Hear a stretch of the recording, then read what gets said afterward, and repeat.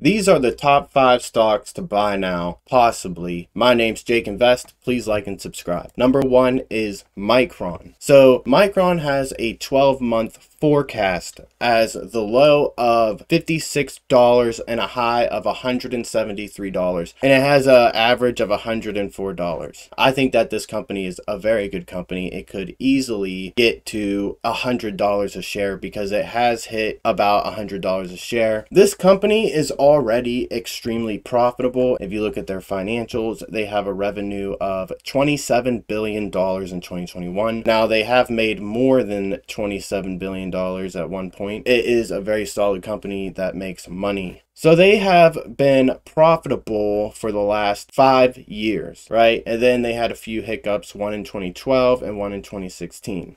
I would like to invest in a company that I know is going to make money and profits. They barely diluted the shareholders, which is a good thing to see. They have a free cash flow of $2.4 billion, which means they have a lot of cash on hand and they can invest or reinvest a lot back into their company. And it had a 52-week high of $98. I think that this company could go back up. It could fall some more, but who knows. Company number 2, AMD. Let's see AMD. So AMD has a 12-month forecast of $241 and an average of $139 and a low of 97. So this company is already under its low, and it is also near fair value, so it's not undervalued and it's not overvalued. So they had a revenue of $16 billion, and for the last 10 years, you can see that they constantly grew, and they've never had a negative revenue, which is good. Their net income, so for the last 4 years, they've been profitable, but other than that, they have been unprofitable. So this is a good thing to see whenever you're looking at a company's profitability. You want to see a nice track record. So 4 years in a row is good.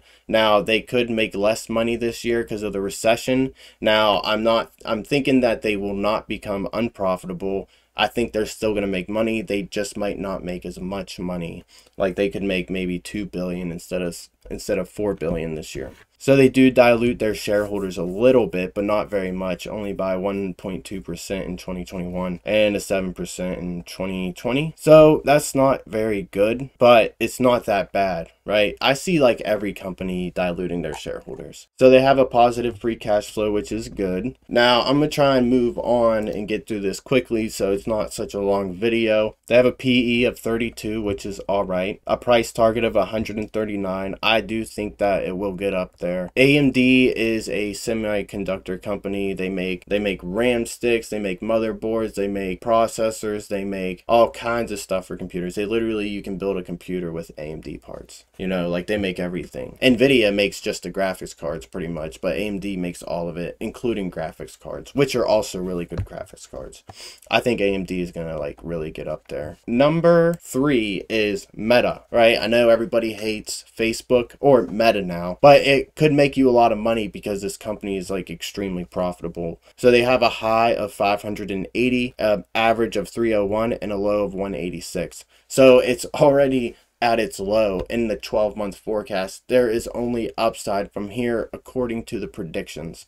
Like you can't lose much more money from Facebook is what they're saying. Their prediction is that they continue to grow their revenue up until 2026. They think they're going to be making $222 billion in revenue by 2026. So Meta has a $117 billion revenue in 2021. That is insane, and every single year they constantly increase their revenue. They grow their revenue. It's insane. Look at that growth right there. They might beat it in 2022. Who knows? Their net income was $39 billion US dollars. That's insane. Extremely good. They have been profitable for the last, 9 years. Just constantly making money. So this company is super good when it comes to their profits and their financials. It's like perfectly sound, so super good. They barely dilute their shareholders. They bought back a few shares a couple years. They have really good margins here. It's all positive, and they have a positive EBITDA, which is also really good. Let's see their cash flows. They have a positive free cash flow, and they constantly grow their free cash flow every single year, which is really, really good to see. Like, that's awesome. So yeah, that is Facebook. Number 4 is Alphabet, Google, whatever. So they have a forecast of $4,783 as the high. Their average is $3,298 and their low is $2,543. So currently Google is actually below their low. And if you look at Yahoo, it says that Google is undervalued. So it just has like an insanely big market cap, which makes it, I don't know, harder to make a lot of money. It's harder to 10x your profits whenever a company already has a huge market cap, because you're gonna literally have to double your market cap to double your money almost. So they expect Google to make a revenue of $500 billion by 2026, and they made $250 billion in 2021. As you can see here in their financials, in 2021 they had a revenue of $257 billion, and they have constantly grew their revenue over the last 10 years. I mean, just look at that. That is freaking insane. Like in 2012, they made $46 billion in revenue. That's really good. So their net income, so they're constantly growing their net income. It looks like in 2017, they had a hiccup. Maybe they invested into something. Look at from 2020 to 2021, they literally doubled, almost straight up doubled their net income. So hopefully in 2022, they double their net income as well. Well, not double, but they'll bring it up. I don't see anything wrong with this company. I mean, some people think that it's an evil company, but I mean, besides that, their financials are amazing. So super good investment in my opinion. Now, this is not financial advice, and I don't recommend anybody buy any of these stocks. I just feel like I'm making this video for me. Let's say that. But everybody can watch it. Like and subscribe. So positive EBITDA. Wow, 103 billion in EBITDA. That's extremely good. Their profit margin was 29% in 2021. Their free cash flow is $67 billion. And you can see that they grew it every single year. So, I mean, I don't see it going down. Like, it might drop a little bit in 2022 because of the negative GDP growth and the possible recession. But I mean, I don't see it ever going negative. They do not pay a dividend, which means that the company's set for growth. They have a $1.56 trillion market cap, and they have 656 million shares. Their EPS 110. Wow.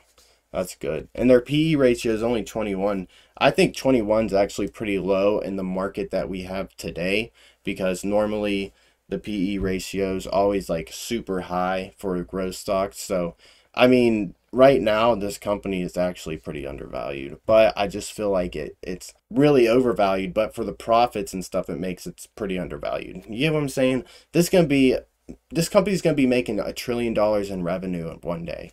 Like, there's no possible way it won't. So for Google to get to $4,783 a share, the market cap would have to be $3.1 trillion, which is the highest market cap ever in a tech stock company. Apple's market cap almost hit $3 trillion, but it didn't. And Google was definitely up there. It's probably near 2 trillion. But I think, you know, in 10 years from now, it's definitely possible for a company to have a $3 trillion market cap because of all the inflation and all of that, you know, all the money printing and stuff. Like, the economy's going to keep growing. Number 4 is Intel. Intel has a high of $77 and a low of $37. It's right above the low, but I think that it could possibly go down some more. I mean, we don't know if the crash is over. There's so much more things that might happen in the near future, like the recession. Do you think the stock market's going to go up when they find out there's a recession on July 28th or whenever the hell it comes out? And the average is $52. So I see this company going up, but like, not very many people care much about Intel. But it is a chip manufacturing company. They make the chips at their own facility in America, and they're independent. Like, they don't rely on other companies to make their chips, I guess. And they make extremely good processors and CPUs. Like my computer, I bought the i7 processor from Intel, which is really good. I like it a lot. It helps out a lot. So their revenue is 79 billion in 2021, and then by 2026 they predict that it will have an 88 billion dollar revenue. You see, the growth is not that great. Like, they don't grow insanely like Google, Facebook, and those other companies. And it has a super low PE ratio of 6. So it is really undervalued. They also pay a dividend, which also takes money from the company and gives it to the shareholder, and it keeps them from being able to reinvest into the company whenever they give out all their money. It has a pretty big market cap. Let's see their financials, right? So their revenue grows about every year. It grows up slowly, but hey, it still grows. And their net income, they made $19 billion in 2021. The net income's always growing. Now it didn't grow for the last 4 years. It actually went down a little bit. They buy back shares constantly. You see that? You see how that's all down? It's all in the green. Every time they buy back shares, they give more to the shareholder. They give more of the company to us, the shareholder. I just think it's a very safe, good company to invest in. I mean, anything could happen. It could tank even more, but I find it as a safe company. Positive EBITDA, all these margins are positive. Super good to see. They have positive free cash flow for the last 10 years. Also really good to see. Now, there is like one or two other stocks that are speculative. I think Upstart might be a good company to like make a shit ton of money on. So, but I don't recommend anybody buy this company or any of the other companies. But if this company grew its market cap to like 100 billion somehow, but if it keeps becoming profitable and it keeps making money like it was in 2021, their net income was $135 million in 2021. Revenue of 848 million. Always had a positive revenue for the last 5 years. They had a positive net income for the last 2 years. So they're growing and they're actually profitable, which is extremely good. This is all positive. They have a positive free cash flow. Wow. Like, in the second company, Snapchat. Now, Snapchat's probably not a buy, but I personally think that it's going to become profitable in 2 to 3 years from now.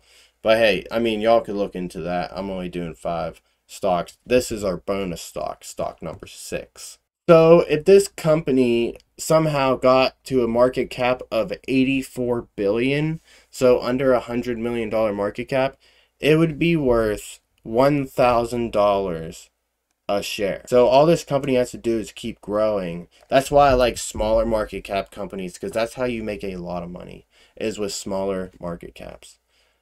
And profitable companies. Like, this company doesn't even lose money. It's actually making money right now. Now, I don't know about 2022. 2022 could be different. But yeah, I totally see this company doing really good in the future. Possibly. I mean, it's just a bet for me. So, not financial advice again. But hey, I mean, I want to make a lot of money in the stock market. So, I think it's always good to take a speculative bet. Now, I try to always have 50% of my portfolio into good ETFs. Some of the ETFs that I hold now are VTI and VU, mainly VTI, and I don't actually have any VU, but I think VU is a good ETF. Now, some of the ETFs I have right now is VTI, a little bit of VT, and VGT, right?